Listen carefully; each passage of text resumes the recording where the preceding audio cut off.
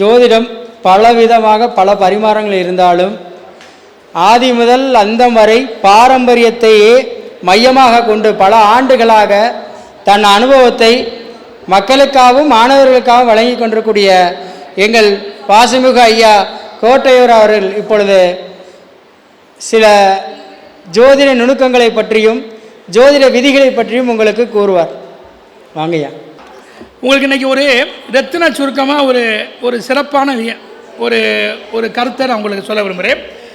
இப்போ பஞ்சபூதங்களை நெருப்பு ராசி, நீர் ராசி, பூமி ராசி, காற்று ராசி, 4 ராசிகள் இருக்குது. இப்போ நெருப்புன்னு எடுத்திங்கன்னா மேசம், சிம்மம், தனுசு நெருப்பு. அதே மாதிரி அது நெருப்பு ராசிகளாகவும், பூமி ராசிகள் ரிஷபம், கன்னி, மகரம் இது பூமி ராசிகளாகவும், மிதுனம் அண்டு துலாம், கும்பம் காற்று ராசிகளாகவும், நீர் ராசிகள் என்று சொல்லக்கூடிய கடகம், விருச்சகம், மீனம் இது நீர் ராசியாகவும் இருக்குது. இப்போ பஞ்சபூதங்களில் 4 வந்துருச்சு. அதாவது நெருப்பு, பூமி, காற்று, நீர். இல்லை ஆகாயம் என்பது 108 நட்சத்திர பாதங்கள் அதுக்குள்ள இருக்குது. அதுதான் ஆகாயம். அதனால் நீங்கள் ஆகாயம் எங்கே இருக்குன்னு தேட வேண்டாம். 108 நட்சத்திர பாதங்கள் தான் இந்த வானிகளில் வலம் வருகின்றன. அந்த 108 நட்சத்திர பாதங்கள் தான் ஆகாயம். இதில் ஒரு ராசிக்குள்ள 108 நட்சத்திர பாதங்கள் இருக்குது. இப்போ நீங்கள் மேசத்தை எடுங்க. இதில் எந்த ராசி சிறந்தது அப்படின்னா 5மே சிறந்தது தான். அதில் சிறந்ததுங்கிறதுக்கு ஒரு அடையாள புள்ளி நம்ம காட்டணும்ல. இப்போ நீங்கள் பாருங்கள், மேசத்துக்குள்ளே என்ன நட்சத்திரம் இருக்குது? அஸ்வினி, பரணி, கார்த்திகை. இப்போ அஸ்வினிக்கு 7 ஆண்டு கூட்டுங்க, அவருக்கு திசை 7 அல்லவா. பரணிக்கு 20 போடுங்க. கார்த்திகை 1ஆம் மாதம், சூரியனோட 6 வருஷம், 4ல் ஒரு பகுதி எவ்வளவு? 1. அப்போ அதை கூட்டி வச்சுக்கோங்க. மேசத்தை கூட்டிங்கன்னா 28 வரும். 28 ஆண்டுகள் வரும். அதே மாதிரி நீங்கள் ரிஷபத்துக்கு வருவோம். கார்த்திகையில் 3 பாதம் இருக்குது, 4.5 வருஷத்தை எடுத்துங்க. சந்திரனுடைய ரோகிணி நட்சத்திரம் 10 ஆண்டு திசையாக எடுத்துக்கோங்க. செவ்வாயினுடைய 2 நட்சத்திரங்கள் இருக்குது, 7ல் ஒரு 3 எடுத்துக்கோங்க. ஆக அந்த 4.5 வருஷம், ஒரு 10 வருஷம், ஒரு 3 வருஷத்தை கூட்டிங்கன்னா 18 வந்துவிடும். இது ரிஷபராசினுடைய மொத்த கூட்டுத்தொகை. இப்போ மிதுனத்துக்கு வர்றீங்க. மிதுனத்தில் பார்த்தீங்கன்னா அந்த மிருகாசி 2 பாதங்கள், அதில் 3. அதுக்கப்புறம் யார் இருக்கா? திருவாதிரை 18 வருஷத்தை கூட்டுங்க. 18 3 21. குருவுக்கு ஒரு 16 கூட்டுங்க. கணேசன் ஒரு நிமிஷம். கணேசன் திருவாதிரை ஒரு 18 வருஷத்தை கூப்பிடுங்க. புனர்பூச நட்சத்திரம் 3 பாதத்தில் பார்த்து கூப்பிட்டுங்க. என்னுடைய எண்ணியல் புக் இருக்கா? என்னுடைய சரி சரி சரி. அதனால் நீங்கள் அந்த புனர்பூச நட்சத்திரத்தினுடைய பார்த்து கூட்டுங்க. அது 3 பாதத்துக்கு 16 வருஷம்னா 12 ஆண்டை கூட்டணும். அது 4ஆம் பாதம் கடகத்தில் இருக்குது. அப்போ அந்த மிருகாசுர 3 வருஷம், அந்த ராகுதேசனுடைய 18, அந்த 12 வருஷத்தை கூட்டிங்கன்னா அதனுடைய டோட்டல் பார்த்தீங்கன்னா 33 வருஷம் வரும். இப்போ மேசத்துக்கு 28, ரிஷபத்துக்கு 18, மிதுனத்துக்கு 32 வருஷம். இப்போ கடகத்தை கூட்டுங்க. புனர்பூசம் 4ஆம் பாதம் 4 ஆண்டு. அங்கே 2 நட்சத்திரம் முழு நட்சத்திரம் இருக்குது. பூசத்துக்கு அப்படியே பாருங்கள் 19 வருடத்தை போட்டுருங்க. ஆயில்யத்துக்கு 17 போடுங்க. டோட்டல் என்ன வருது? 40 வருதா? அப்போ இந்த 4 ராசிகளில் நட்சத்திரோட திசை ஆண்டுகளை கூட்டுற போது எது அதிகம் இருக்குது அப்படின்னு பார்த்தீங்கன்னா நீர் ராசி ஆகிய கடகத்தில் இருக்குது. அப்போ நீர் ராசி ஆகிய கடகம்தான் இது சிறப்பு. கடகத்தினுடைய இன்னொரு ராசி எது? விருச்சகம். அதனுடைய இன்னொரு ராசி எது? மீனம். ஆக இந்த 3 ஜலராசிகள் உயர்ந்த ராசிகள். இந்த உயர்ந்த 3 ராசிகளை வெளியிடுங்க. இதில் யார் இருக்கணும் அப்படின்னா உங்களுடைய யோகாதிபதிகள் இந்த 3 ராசிக்குள்ளே இருக்கணும். இப்போ உங்கள் யோகாதிபதிகள் யார்? லக்கணாதிபதியோ இல்லை ராசியோ. உங்கள் லக்கணத்துக்குன்னு ஒரு 3 திரிகோணாதிபதிகள் இருப்பார்கள் அல்லவா. இப்போ நீங்கள் மேசத்தை எடுத்தால் 3 திரிகோணாதிபதிகள் யார்? செவ்வாய், சூரியன், குரு. இப்போ ரிஷபத்தை எடுத்தால் 3 திரிகோணாதிபதிகள் யார்? சுக்கிரன், புதன் அண்டு சாட்டன். இது மாதிரி இந்த 3 திரிகோணாதிபதிகள் யாராக இருந்தாலும் இந்த ராசிகளில் நின்றால் அவர்கள் மிகப்பெரிய யோகவான்களாக இருப்பார். மேலும் இந்த 3 ராசிகளுக்குள்ள அதிகமான கிரகங்கள் உங்கள் ராசியில் இருந்தால், உங்களுடைய கட்டத்தில் இருந்தால் அவர்கள் பேசப்படக்கூடியவராக இருப்பார்கள். இப்போ கடகத்தில் இருக்கவங்க பாருங்கள், அரசியலோ பப்ளிக்கை சார்ந்த வகையில் அதில் ஒரு யோக கிரகம் இருந்துட்டால் போதும். வேதங்கள், அரசியல், பப்ளிக்கை சார்ந்தவன் பேசப்படுவான். இப்போ விருச்சகம் பார்த்திங்கன்னா அது காலபுருஷத்துக்கு 8வது ராசி. மறைமுகமான நிறைய விஷயங்களை உலகுக்கு கொண்டு வருபவர்கள் விருச்சகத்தில் இருப்பார்கள். உங்கள் லக்னாதிபதி அங்கே இருந்தாலோ, ராசியாதிபதி அங்கே இருந்தாலோ, யோகா அங்கே இருந்தாலும் நீங்கள் மக்கள் மத்தியிலே ஏதேனும் ஒரு துறையில் பேசப்படக்கூடியவராக இருப்பீர்கள். அது என்ன துறைன்னு கிடையாது. மருத்துவமாக இருக்கலாம், கலையாக இருக்கலாம், இசையாக இருக்கலாம், ஜோதிடமாக இருக்கலாம், ஐயா பூக்கற்ற தொழிலாக இருக்கலாம், அந்த துறையில் இவர் யார் என்று சமையலாக இருக்கலாம், பெரிய ஹோட்டல் வச்சு நடத்தக்கூடியவராக இருக்கலாம், அந்த ஆயக்கலை 64 ஒரு விளையாட்டுத் துறையில் வரலாம். இப்படி ஏதேனும் ஒரு துறையின் மூலம் நிபுணத்துவம் அவர்களிடத்தில் இருக்கும். இப்போ நீங்கள் மீனராசி எடுங்க. இப்போ மீனராசி பார்த்தீங்கன்னா அது எப்படின்னா உங்களுக்கு மிகவும் குறிப்பிடக்கூடிய ஒன்று. அங்கே ஏற்கனவே சுக்கிரன் உச்சமாகிறார். ஆனால் இந்த மீனராசியில் இருக்கவங்க கடல் கடந்து சென்று ஜீவனம் பண்ணக்கூடியவர்களாகவும், அது மட்டுமல்ல தொழில்துறையில் நன்கு படித்து மருத்துவம், இன்ஜினியரிங், மக்களை சார்ந்து, அதாவது மக்கள் தீர்ப்பே மகேசன் தீர்ப்பு மக்கள் தீர்ப்பு சொல்வார். அது மாதிரி மக்களை சார்ந்த ஜெர்னலிசம், கலைத்துறை, ஜோதிடத்துறை, மருத்துவம், இந்த துறைகளில் யாருன்னு தெரியும். இந்த மீனராசியில் யோகாதிபதிகள் இருந்தால் யாருன்னு தெரியும். இதில் இருக்கிறவங்க மட்டும் இல்லாமல் இவங்களுடைய தசாபுத்திகள் உங்களுக்கு வரும்ன்ற பொழுது அந்த உங்களுடைய எந்த தொழிலில் நீங்கள் இருக்கிறீங்களோ அந்த துறையை எக்ஸ்போஸ் பண்ணி அந்த நிகழ்வுகள் காட்டும். இதில் விபரீத யோகம் ஏற்படுறதுக்கு சந்தர்ப்பம் இருக்குது. இப்போ இதில் காலபுருஷ தத்துவப்படி 8, 12 விருச்சகம், மீனம் அல்லவா. இப்போ நம்ம சொன்ன 3 ராசியில் ஒன்று கேந்திரமாக வந்துடும், கடகத்தை விட்டுருவோம். கடகத்துக்குள்ளே 4 வேதங்களில் 3 வேதம் இருக்குது, ரிக்கி, யஜுர், சாமம். மகரத்தில் அதர்வண வேதம் இருக்குது. அதனால் மிகப்பெரிய அரசியல்வாதிகள், ஒரு முக்கியமான விஐபிகள் அத்தனை பேரும் பாருங்கள் கடகத்தில் பெரும்பாலான பேர் இருப்பாங்க. அவங்க பேசப்படக்கூடியவராக இருக்காங்க. அன்றையிலேருந்து காமராஜர்லேருந்து கலைஞர்கள் வரையில், அண்ணாதுறையில் வரை, அண்ணாதுறையோட மகரம் அவர்கள் பேசப்படக்கூடிய இருக்கிறதுக்கு என்ன காரணம்னா இந்த லக்கணத்தை சார்ந்து இருப்பதனால தான். இந்த 4ஆம் இடம் என்பது புகழை சொல்லும். இப்போ காலபுருஷ தத்துவத்தில் 4ஆம் இடம் எது? புகழ். ஒருவனுக்கு புகழ் வேணும்னா 4ஆம் இடம் நல்லா இருக்கணும். ஒரு இடத்துல உங்களை பற்றி சொல்லணும், ஒரு திறமையானவர் சார், ஒரு கலையில் வல்லுனர் அப்படின்னா அது சந்திரனுடைய வீடு.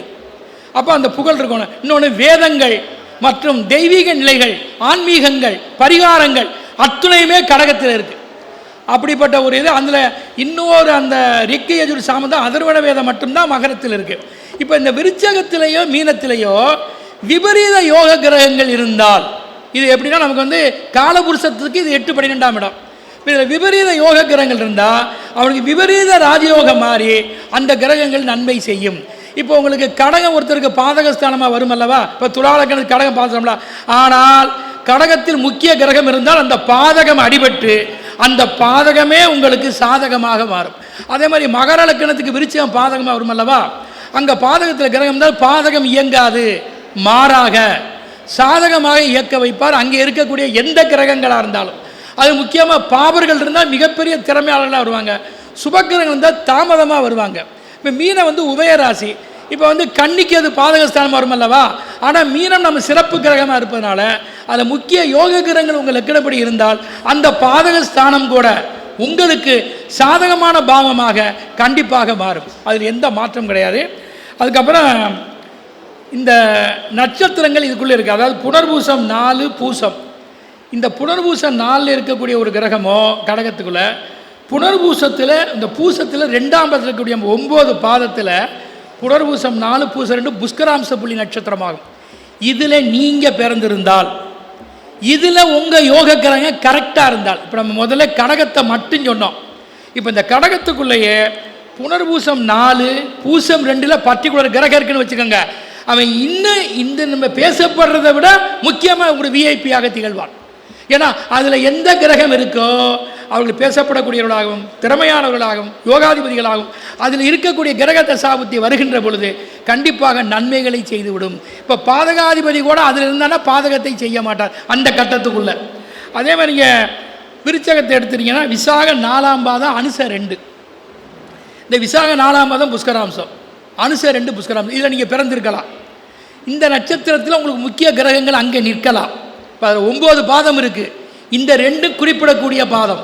இதில் நின்றால் இவர்கள் யார் என்று வெளி உலகத்துக்கு தெரியும். அதில் எந்த மாற்றம் கிடையாது. அதே மாதிரி மீனத்தை எடுத்திங்கன்னா பூரட்டாதி 4ஆம் பாதம், உத்திரட்டாதி 2ஆம் பாதம். இது 2 புஷ்கராம்ச புள்ளி நட்சத்திரங்களாகும். இதில் உங்கள் கிரகம் இருக்கணும்.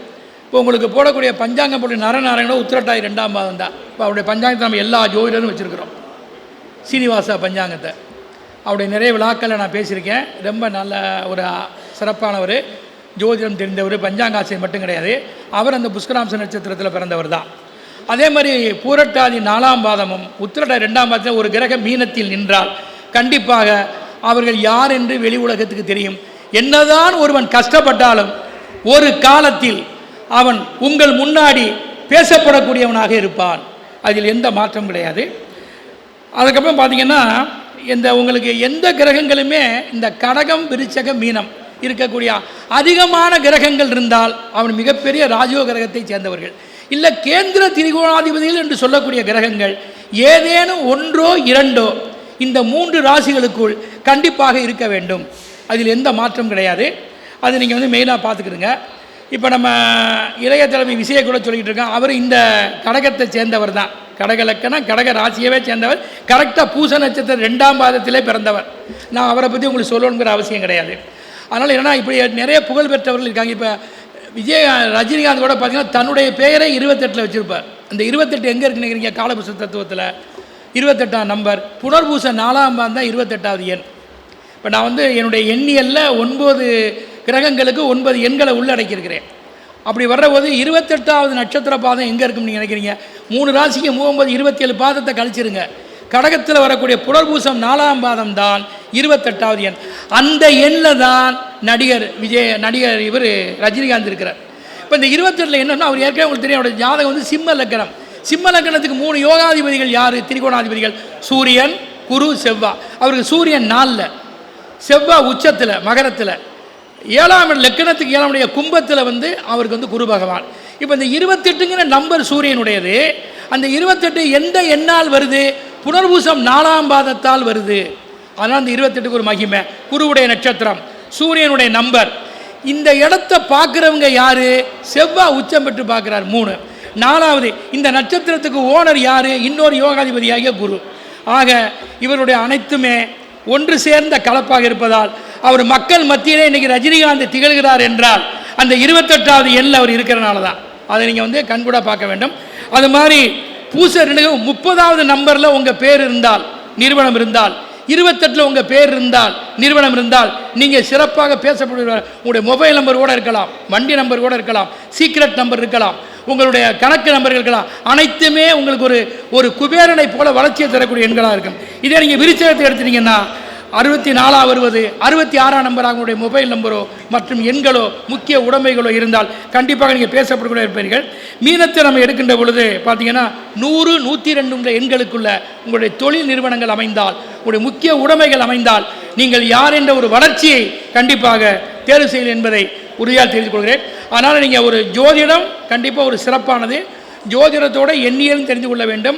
நல்ல நேரங்கள் பார்த்து போகிறதுக்கு பஞ்சபட்சி சாஸ்திரங்களும் தாராபலம் சூரிய சந்திரனுடைய அன்றாட அணுகுமுறையை நீங்கள் கொண்டு உங்கள் வாழ்க்கையில் எதை நீங்கள் தேர்வு செய்தால் உங்களுடைய வாழ்நாளில் நீங்கள் வளர்ச்சியையும் வெற்றியையும் பெற்று எல்லோரும் எல்லாமும் பெற்று நலம் பெற வேண்டும் என்று கூறி வாழ்த்தி என்னுடைய இனிய அந்த நேரத்தில் என்னை பேச அழைத்த அத்துறை பேருக்கும் நன்மைகளை கூறி விடைபெறுகிறேன். நன்றி, வணக்கம். அவருக்காக உங்கள் கைதட்டலோட என்னுடைய ஒரு சிறிய அன்பளிப்பை நான் கொடுக்க விரும்புகிறேன்.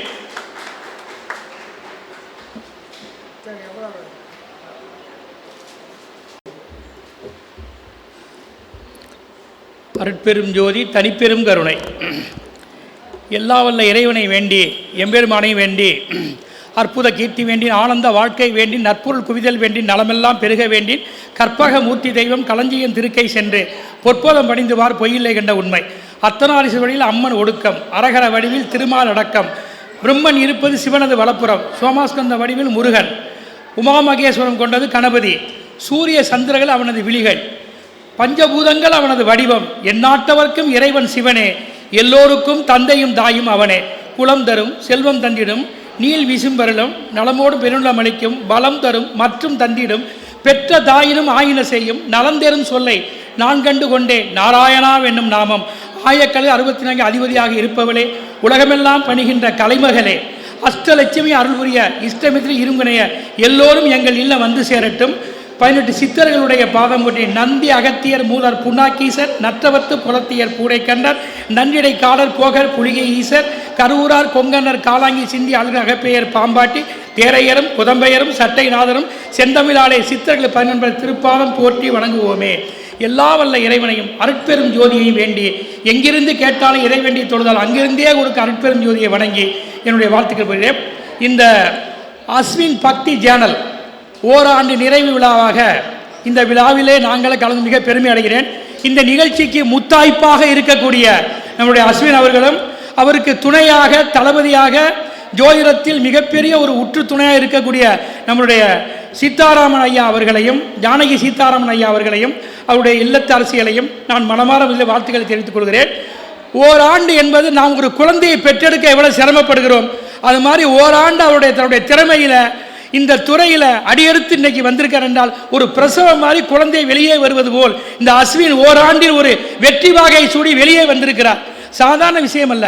இன்னைக்கு அவருடைய சேனல் எத்தனையோ ஜோருடைய கருத்துக்களை மக்கள் மத்தியில் கொண்டு செல்கின்றன.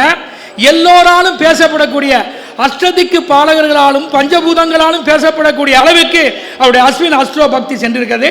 அது நாம் எனது பெருமை அடைகிறோம். இந்த கலையில் உள்ளவர்கள் எல்லோராலும் அவரால் மதிக்கப்படுவார். எல்லோருடைய திறமையும் அவருடைய சேனல்ல வரும். நாங்க மட்டும்தான் இல்லை, நீங்க திறமையானவர் இருந்தாலும் உங்களையும் அவர் படம் பிடிப்பார். அதில் எந்த மாற்று கருத்தும் இல்லை. எல்லோரும் இருக்கக்கூடிய இந்த சேனல்ல இன்றைய நிகழ்ச்சியை முத்தாய்ப்பாக கலந்து கொள்வதில் மேடையில் வீட்டிருக்கக்கூடிய என்னுடைய ஜோதிட நண்பர்கள், ஜோதிட விற்பனர் அனைவருக்கும் என்னுடைய சிறந்தாழ்ந்த வணக்கங்களோடு இந்த அரங்கத்தில் கூடியிருக்கக்கூடிய அத்தனை ஆண் பெண் அத்துணை பேரையும் வணங்கி என்னுடைய சிற்றுரையை நான் உங்களுக்கு இப்போது சிறந்தாழ்த்தி சொல்ல இருக்கிறேன்.